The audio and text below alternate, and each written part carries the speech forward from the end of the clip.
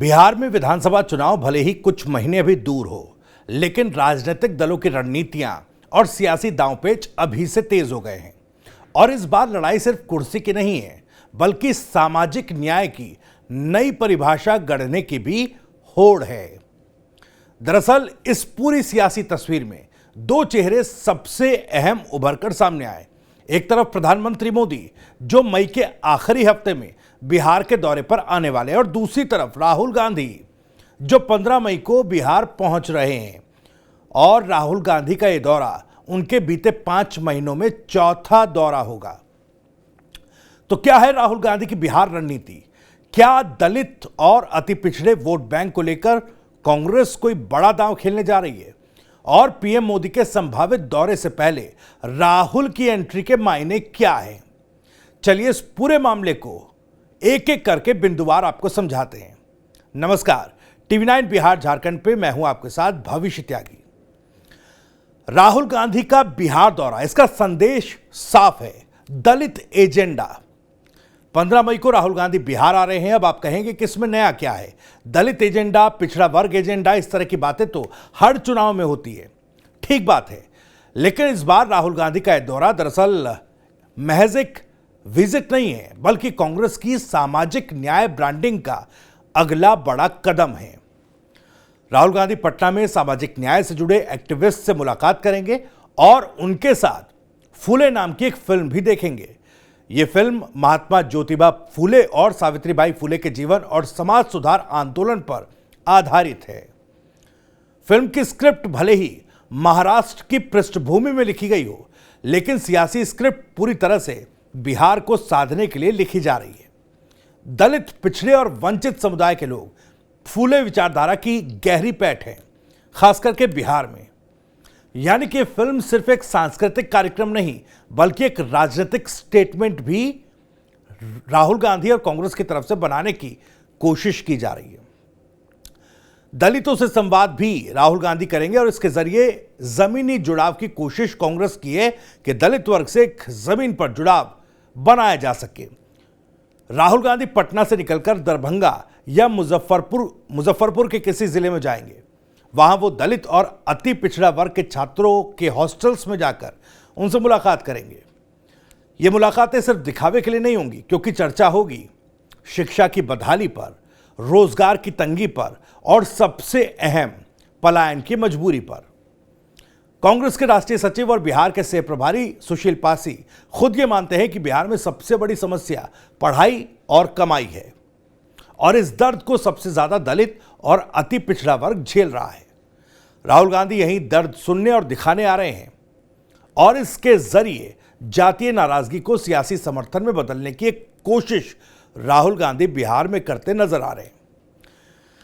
इस दौरे के दौरान बड़े नेताओं की एंट्री कांग्रेस का सामूहिक संदेश देने का एक मौका इसको देखा जा रहा है।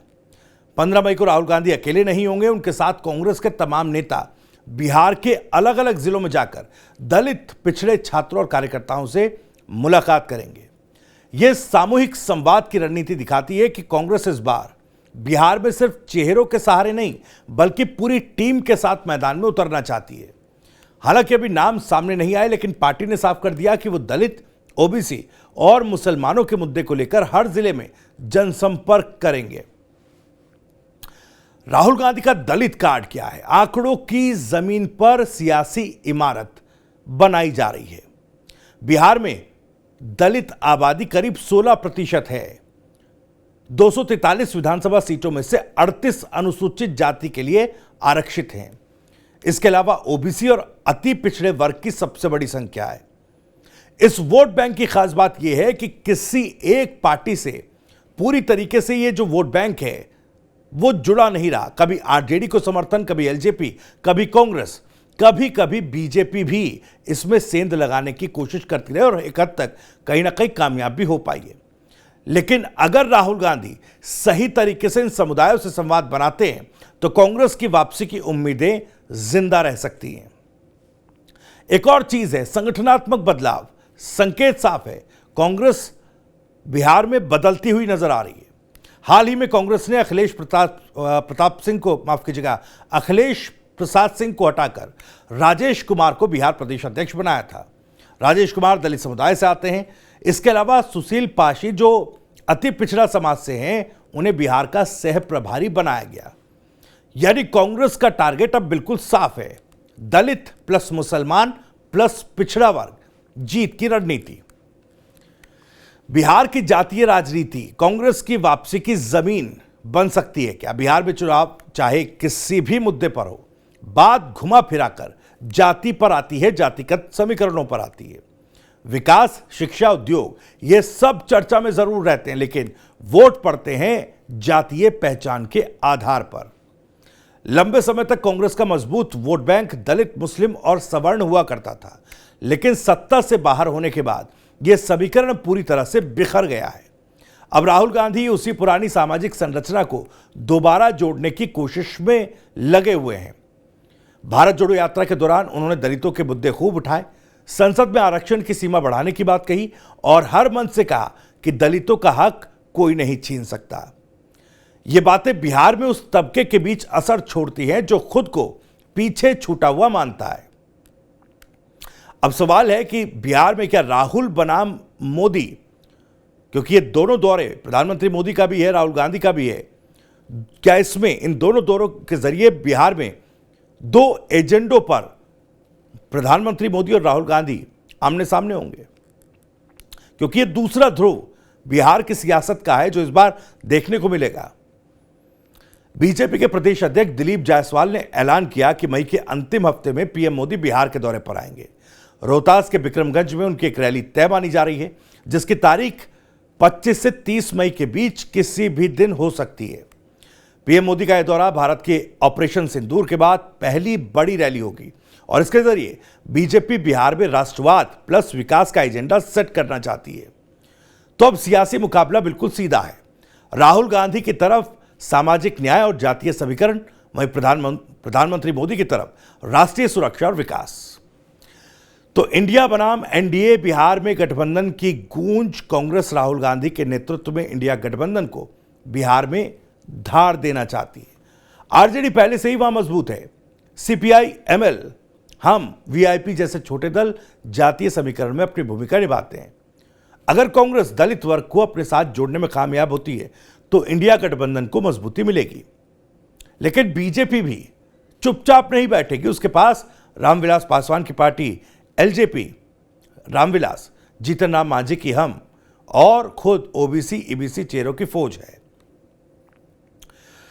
उधर राहुल गांधी की अगर पुरानी यात्राओं का जिक्र किया जाए तो उनके संदेश भी साफ दिखाई देते हैं। राहुल गांधी इस साल 15 मई से पहले 3 बार बिहार आ चुके हैं। 18 जनवरी को उन्होंने पटना में संविधान बचाओ कार्यक्रम में हिस्सा लिया। 5 फरवरी को पासी समाज से आने वाले जगलाल चौधरी की 130वीं जयंती में शामिल हुए। मार्च में उन्होंने एक बंद दरवाजे वाली बैठक में दलित कार्यकर्ताओं से संवाद किया। इन सारे दौरों का मकसद एक ही रहा, सामाजिक न्याय को कांग्रेस की पहचान बनाना। अब सवाल यह है कि किसकी रणनीति भारी होगी? क्या राहुल गांधी का दलित कार्ड काम करेगा? क्या बिहार में कांग्रेस अपनी खोई जमीन दोबारा हासिल कर पाएगी? क्या बीजेपी पीएम मोदी के जरिए बिहार में फिर जातीय समीकरण को विकास के एजेंडे में तब्दील कर पाएगी? एक बात तो तय है, बिहार में इस बार चुनावी लड़ाई सिर्फ सीटों की नहीं बल्कि सामाजिक संदेशों की भी होगी। जहां जाति विकास, सामाजिक न्याय और नेतृत्व के लिए सियासत में सब कुछ साथ साथ लेकर आगे चलने की कोशिश में कांग्रेस और राहुल गांधी भी इस बार दिखाई दे रहे हैं।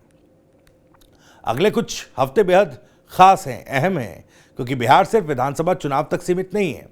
अपने इस चुनाव से बिहार 2029 की दशा और दिशा भी तय करने वाला राज्य बनता दिखाई दे रहा है।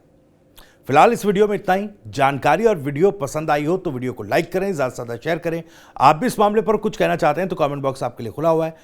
अपनी बात, सवाल और राय कमेंट बॉक्स के जरिए आप हम तक पहुंचा सकते हैं। बिहार झारखंड से जुड़ी और भी तमाम खबरों को सबसे पहले जानने के लिए सब्सक्राइब जरूर कर लीजिए TV9 बिहार झारखंड।